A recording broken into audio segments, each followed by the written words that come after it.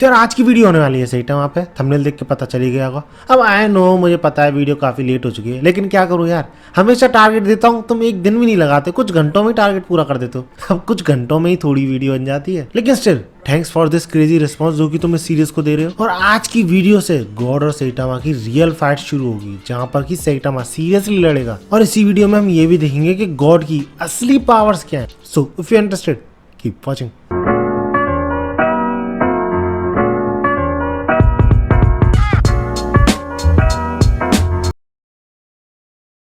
तो जैसे कि हमने पिछली वीडियो में देखा था कि गॉड और सैटामा की फाइट शुरू हो चुकी थी और सैटामा सिर्फ एक पंच में गॉड की बहुत ज्यादा बुरी हालत कर देता है। लेकिन था तो वो गॉड ही, आराम से रीजनरेट कर जाता है और सरप्राइज अटैक के साथ सैटामा को जमीन में गाड़ देता है। और गाड़ने से मेरा मतलब ये नहीं है कि सैटामा थोड़ा सा ही नीचे आता है, नहीं, गॉड सैटामा को इतनी फोर्स के साथ गाड़ता है कि वो ऑलमोस्ट अर्थ के सेंटर तक पहुंच जाता है। लेकिन बीच में ही सम काइंड ऑफ क्रिस्टल केव आ जाती है और वो सैटामा के इस इम्पैक्ट को रोक लेती है, यानी उसे और भी ज्यादा डीप में जाने से रोक लेती है। क्योंकि ऑब्वियसली नाम से ही पता चल रहा है ये केव क्रिस्टल से बनी हुई थी, जिस वजह से सैटामा इससे ज्यादा डीप नहीं जा पाता। लेकिन बंदे को क्या पड़ी है, अरे यार मुझे नया कॉस्ट्यूम खरीदना पड़ेगा इस सब की बात। लेकिन क्योंकि गॉड काफी ज्यादा पावरफुल था तो सैटामा ये भी सोचता है साथ में कि लगता है मुझे और भी ज्यादा सीरियस होना चाहिए। और वहीं सरफेस पर सब लोगों की हालत खराब थी, क्योंकि होपलेस सिचुएशन बनी हुई थी सैटामा के जाने के बाद, जिसमें से चीता गर्ल यही सोच रही थी कि अगर इस तरीके का ब्लो यानी सैटामा का जो पंच था गॉड को कुछ भी नहीं कर पाया, गॉड को मार नहीं पाया,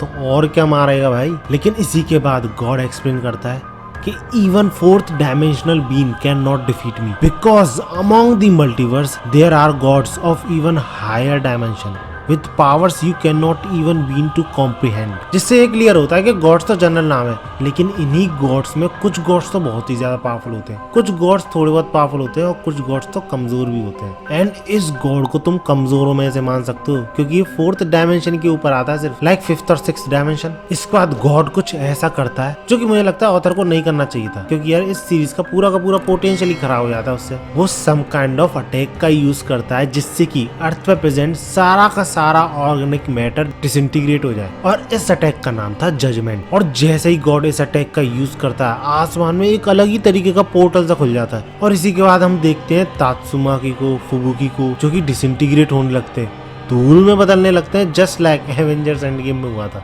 आई मीन इन्फिनिटी वॉर्स में हुआ था। और इसी के बाद हमें ब्लास्ट भी दिखाया जाता है जो कि अगेन डिसइंटीग्रेट हो रहा है। अब एग्जैक्टली ये तो नहीं बताया जाता है कि कहाँ पर है ब्लास्ट, लेकिन स्टिल अर्थ पे ही होगा तभी तो डिसइंटीग्रेट हो रहा है। और इसी के बाद हमें सारे हीरोज दिखाए जाते हैं जो कि धूल में बदलने लगते हैं। और सेम केस यार गॉड्स के अपोनेंट्स के साथ भी था, यानी गारो और इस चीता गर्ल का, जो कि डिसइंटीग्रेट होने लगते हैं, जिस वजह से गारो को भी समझ में आ जाता है कि जल्दी से जल्दी उन्हें गॉड को रोकना पड़ेगा, नहीं तो बहुत बड़ी गड़बड़ हो जाएगी। जिसके बाद गारो फाइनली इस चीता गर्ल से बोलता है कि भाई सिर्फ ऐसे ही खड़ी मत रहे, कुछ तो कर, मरने का इंतजार कर रही है क्या। और यही चीज मैंने पिछली वीडियो में भी बोली थी कि अपना प्लेनेट तो तबाह करा ही लिया, यहाँ पे पहुंच के अर्थ को तबाह करने की कोशिश कर रही है, कुछ एफर्ट ही नहीं डाली। जिसके बाद गारो उससे बोलता है कि तुम्हारे पास वो स्टोन है ना अजीब सा, क्या वो रोक सकता है गॉड को। जिसपे चीता गर्ल का मानना था कि वो श्योर तो नहीं है, लेकिन स्टिल अगर वो गॉड को कॉस्मिक एबिस में भेज दें उसी स्टोन का यूज करके, उसके टेलीपोर्टेशन पावर का यूज करके, तो शायद गॉड को मारा जा सकता है। जिस पर गारो तैयार हो जाता है और चीता गर्ल से ये बोलता है कि वो गॉड को डिस्ट्रैक्ट करेगा और बाकी सारा काम उसका है। इसके बाद मुझे लगा था गारो सम काइंड ऑफ अटैक का यूज करेगा, लेकिन वो जमीन से चट्टान को निकालता है और वो गॉड पर फेंक के मारता है। एंड ऑनेस्टली काफी बड़ी चट्टान थी, एक छोटे पहाड़ के बराबर थी यूं समझ लो। और जब गॉड बड़े बड़े पहाड़ों को आसानी से काट सकता है 2 हिस्सों में, तो ये चट्टान क्या थी, वो गारो के इस अटैक को आसानी से नलिफाई कर देता है। लेकिन ये एक्सपेक्टेड था गारो को, तो इसलिए वो रुकता नहीं है इस चट्टान को फेंकने के बाद गॉड पे, वो उसी चट्टान के पीछे पीछे गॉड की तरफ बढ़ रहा होता है सरप्राइज अटैक के लिए। और मौका मिलते ही अपने गॉड स्लेयर फिस्ट का यूज करता है गॉड पर। लेकिन भैया गॉड स्लेयर बोलने से वो अटैक कितना पावरफुल थोड़ी हो जाएगा जो कि गॉड्स को स्ले कर सके, यानी मार सके। उस अटैक का लिटरली कोई भी असर नहीं होता गॉड पे। हाँ, उसके चेहरे में एक होल तो बन जाता है, लेकिन वो तो गॉड अपने अटैक की प्रिपरेशन कर रहा था, जिस पे गारो की फटके चार। और यही सोच रहा होता बंदा, अरे ये मैंने नहीं करा था क्या होल, ये खुद अटैक की तैयारी कर रहा है। अब ऑब्वियसली गारो इस अटैक को तो आसानी से डॉज कर ही सकता था, इतना तो फास्ट था ही वो, लेकिन गॉड ने उसे अटका रखा था हवा में अपने ही पावर्स के थ्रू, जिस वजह से बंदा चाह के भी उस अटैक को डॉज नहीं कर सकता था। लेकिन जब गॉड गारो पे अटैक करता है तो समहाउ गारो फ्री हो जाता है, शायद उसके अटैक करने की वजह से। शायद गॉड अटैक करते समय उन पावर्स का यूज नहीं कर सकता था और इस तरह गारो मरते मरते बचता है गॉड के इस अटैक से। लेकिन यार मरने से याद आया, गारो भी तो डिसइंटीग्रेट हो रहा था ना धीरे धीरे, ये अभी तक फुली डिसइंटीग्रेट हुआ क्यों नहीं है? और यही सबसे बड़ी क्वेश्चनेबल चीज थी इस मांगा की, क्योंकि ना सिर्फ गारो डिसइंटीग्रेट होने से बच गया, ये चीता गर्ल भी बच जाती है। अब एक रीजन इसके पीछे का ये भी हो सकता है कि गॉड ने जो वो जजमेंट वाला अटैक किया था, तो वो करते समय ही जब गारो और ये चीता गर्ल डिसइंटीग्रेट हो रहे थे तो गारो ने वो चट्टान फेंक के मारी थी गॉड को, और बीच में ही वो शायद अटैक रुक गया था, इस वजह से ये दोनों बच गए। और शायद इन दोनों की विल पावर ज्यादा है, इसलिए शायद ये धीरे धीरे डिसइंटीग्रेट हो रहे थे। बाकी सारे अर्थ पे बहुत फास्ट डिसइंटीग्रेट हुए थे, क्योंकि उन्हें कुछ पता ही नहीं था कि हो क्या रहा है, जिस वजह से वो अपनी विल पावर का यूज करके शायद बच नहीं पाए। एक प्रॉपर एक्सप्लेनेशन तो यही लग रही है मुझे, बाकी तुम सबको क्या लगता है लेट मी नो इन कमेंट्स। खैर उस अटैक से बचने के बाद गारो फिर से काउंटर अटैक करने की कोशिश करता है गॉड पे, लेकिन गॉड फोर्थ डायमेंशनल स्टॉप का यूज करके गारो को बीच हवा में ही रोक देता है और उससे ये बोलता है इस बार तुम नहीं भाग पाओगे। इसके बाद तुरंत ही सीन चेंज होता है और हमें दिखाया जाता है सैटामा, जिसको कि इतनी डीप तक भी अर्थक्वेक्स की फील आ रही होती है गॉड और गारो की फाइट की वजह से। और इसी के बाद सैटामा पूरी तरीके से तैयार होकर अपने आप को सरफेस की तरफ लॉन्च करता है। इसके बाद फिर सरफेस की तरफ सीन चेंज होता है, जहाँ पर कि गारो की बहुत बुरी हालत हो चुकी है और गॉड के साथ इतनी खतरनाक फाइट की वजह से मौसम भी बिगड़ने लगा है। अब क्योंकि गॉड काफी ज्यादा शॉक्ड था गारो के पोटेंशियल से, तो इसलिए वो ये भी बोलता है कि तुम्हारे सारे वॉन्ड्स में से ब्लड निकलता ही जा रहा है, निकलता ही आ रहा है, लेकिन तुम गिरने को तैयार ही नहीं हो। सही में मान गए भाई तुम्हें, लेकिन still play time is over. लेकिन गारो बड़े ही बैडस तरीके से बोलता है गॉड हो या फिर नहीं हो तुम, जो भी है, बट स्टिल वो बंदा तुमसे काफी ज्यादा स्ट्रॉन्ग है। वो बंदे से मतलब ऑब्वियसली गारो का सैटामा से है।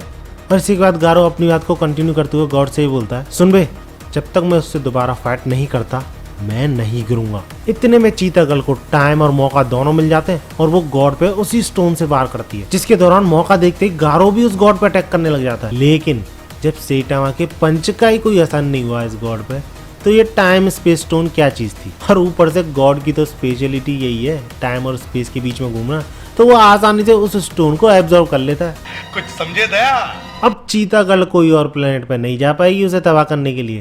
एंड इसी के बाद गॉड उन दोनों को एक्सप्लेन करता है कि टाइम और space are still under my dominion, तो तुम टाइम स्पेस स्टोन का यूज करके मुझे कैसे ही हरा लेते। इसके बाद वही हमें 1, 2, 3 डायमेंशन के बारे में बताया जाता है कि कैसे वो क्रिएट होते हैं और क्या क्या डिफरेंस है उनके बीच में। अब वो सब मैं एक्सप्लेन नहीं करने वाला, क्योंकि तुमने 10th और 9th में पढ़ाई होगा वो सब। लेकिन कुछ चीज जो कि हमें अलग बताई जाती है गॉड के थ्रू, वो ये है कि लोअर डायमेंशनल बीन कभी भी हायर डायमेंशनल बीन को परसीव नहीं कर सकता, यानी समझ नहीं सकता, लेकिन higher dimensional being lower dimensional being को नोटिस कर सकता है। और अगर तुम सब लोगों को नहीं पता है तो 3 डायमेंशंस के बाद आता है 4th डायमेंशन, और 4th डायमेंशन में एक डायमेंशन होती है टाइम की। एंड क्योंकि टाइम और स्पेस इंटरकनेक्टेड है और ये बीइंग जो है ये 5th डायमेंशन का है, तो शायद इसलिए ये टाइम और स्पेस को कंट्रोल कर सकता है। एंड इसी के बाद गॉड ये भी एक्सप्लेन करता है, जो कि आई डोंट नो कितना सच है, लेकिन स्टिल वो बोलता है कि इन्हीं 4th डायमेंशन के बाद 5 डायमेंशन भी आता है, 6 डायमेंशन भी आता है, 7 भी आता है, उसके ऊपर के डायमेंशन भी आते हैं।